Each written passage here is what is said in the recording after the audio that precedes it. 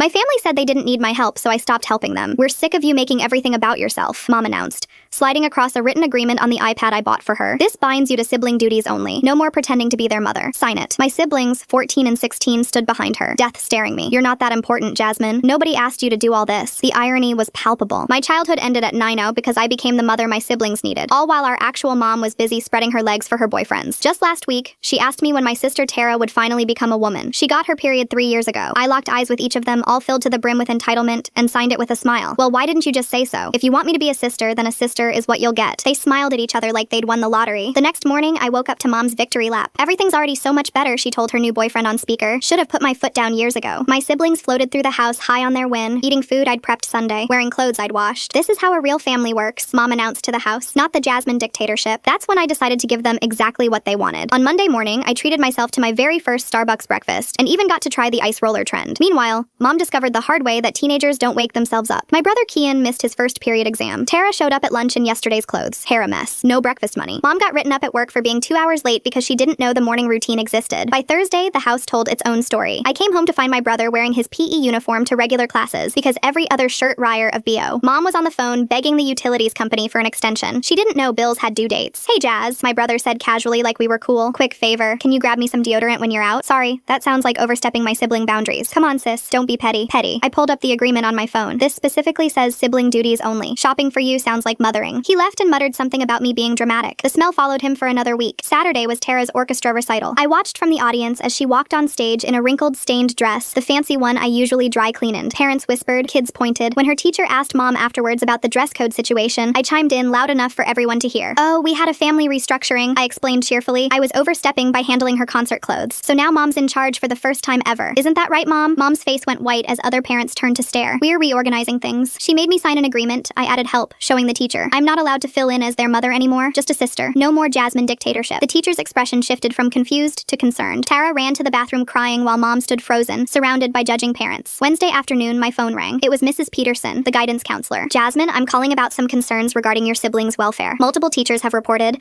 I have no authority over my siblings. They've made that very clear, but you've always handled no. They've set their boundaries, and it's my job to respect them. 20 minutes later, my mom burst into my room with tears streaming down her face. Please, Jasmine, CPS is coming. If they see the house like this, like what? You know what? The dishes, the laundry, the empty fridge, your brother's grades. Wow, sounds like a lot of mothering work. Good thing you're here to help. I'm begging you just this once. Help me clean before they dash. Ring. The doorbell rang. We both froze. The woman knocked. Hello, Mrs. Williams, Child Protective Services. We've received multiple concerning reports. Mom looked at me with pure panic. I smiled sweetly. Through the doorway, I watched the social worker's eyes scan the disaster. Dishes molding in the sink, garbage overflowing. Full story on channel link below.